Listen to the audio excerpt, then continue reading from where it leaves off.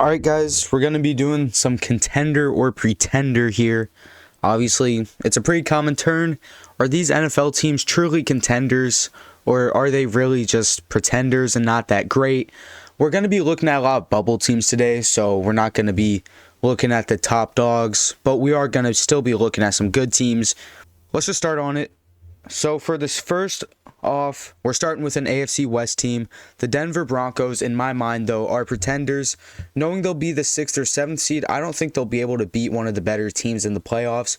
I think the Bills will definitely beat the Broncos if they do play them. If it's the Chiefs, though, I could probably see an upset there.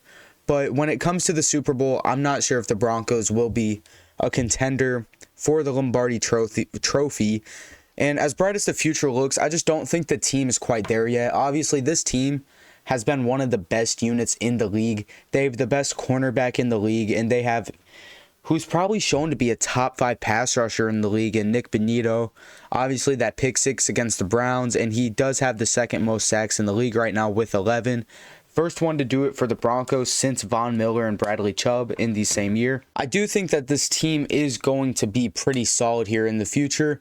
And I think the offense, though, is just a bit too inconsistent for me to truly call them contenders in the playoffs to make a very deep run to the conference finals, right? Or the AFC championship, I guess. I'm getting a little mixed with hockey here.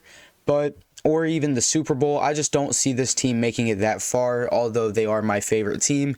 I just can't sit here and act like they're truly a top contender in the league. Obviously, we saw this in the Ravens game when they got blown out by a bit, but we'll go ahead and move on to another team here. Now, next up, we're talking about a team that the Broncos actually beat, and by a lot, that is. The Atlanta Falcons are just pretenders. They got super overrated in the offseason, I believe, and although currently holding a playoff spot, I have a feeling that they could even still miss out on the playoffs with the Buccaneers kind of right behind them. I just don't think this team can really beat the Lions or the Packers. I think the Vikings might be a closer game, but I really still would be on the fence about the Falcons taking a game against the Vikings. And they will also appear on our list here. But like I said, I think that this team's they're just not as good as everyone was saying in the offseason. Obviously, they brought in quite a few new pieces other than just Kirk Cousins. But even with the Kirk Cousins on your team, it's still his first year on the team, and he's not quite Tom Brady. Now, I do believe that this team might be able to go on a little bit of a run in the playoffs, but it just feels like they're very mediocre, right? I don't think that this is one of the best teams in the playoffs, at least as of now, how the playoff picture looks or how it'll end up looking by the end of the season. I just have a feeling that this team's been super overrated, and if people are predicting them to go far in the playoffs, I think it's just from what we saw in the offseason. I don't think they're really judging it based off of the play we saw them on the field this season, because quite frankly, the on-the-field play has been very inconsistent and mediocre from them.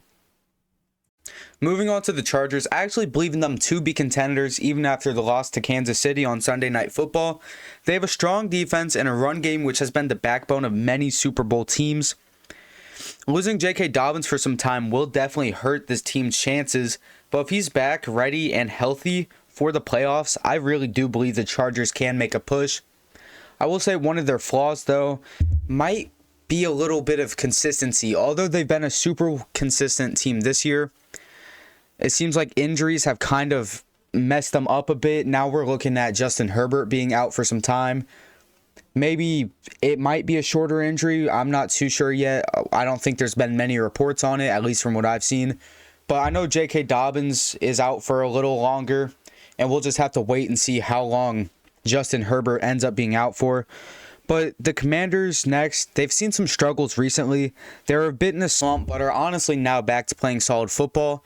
But in all honesty, I don't think this is a mature enough team to win a Super Bowl. Although Daniels has been great, this Commanders team will not be competing for the NFL title coming up late winter. Dan Quinn does have playoff and Super Bowl experience, but the roster still feels like it's not quite there.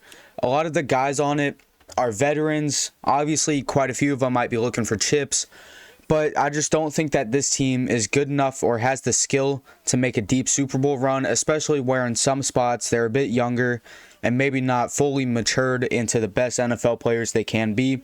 For example, Jaden Daniels, a rookie quarterback, usually isn't, going to be very successful in the playoffs, especially just not when it comes to making a Super Bowl game or getting there. Up next is the Texans, who feel like a very weird team. CJ Stroud has fallen into a bit of a sophomore slump, which kind of makes sense for the year he had last season. I know we all wanted to step forward, but it takes time for players to get good. It feels like maybe if the season he's having right now is his rookie year and his rookie year is his sophomore year, we'd all feel a bit better. I believe that he should arrive fully next season, though, and be more consistent. But are the Texans as a whole a contender? I really don't think so. I think the team's inconsistencies will end up being the main reason that they do miss the playoffs. The team has beaten a couple good teams. They've lost to a couple good teams, but they've also had some weird losses to some worse teams so far. And that includes losses to teams such as the Titans. Obviously, they lost to the Lions, who are, a bit of a better team. Now, they also have a loss to a team like the Jets on their schedule. And honestly, I just don't think this team has the consistency to be a great playoff team. If they can find it, then maybe they're contenders. But for now, I'm going to keep them labeled as pretenders. Last, but definitely not least, the Vikings are an 11-win team. But honestly, I don't feel that they're all that good. They only have 2 actually impressive wins this season, while just beating weaker teams by a score or 2 for the rest of the way. With that said, I think it's clear how I feel about them, and that's that they are just pretenders.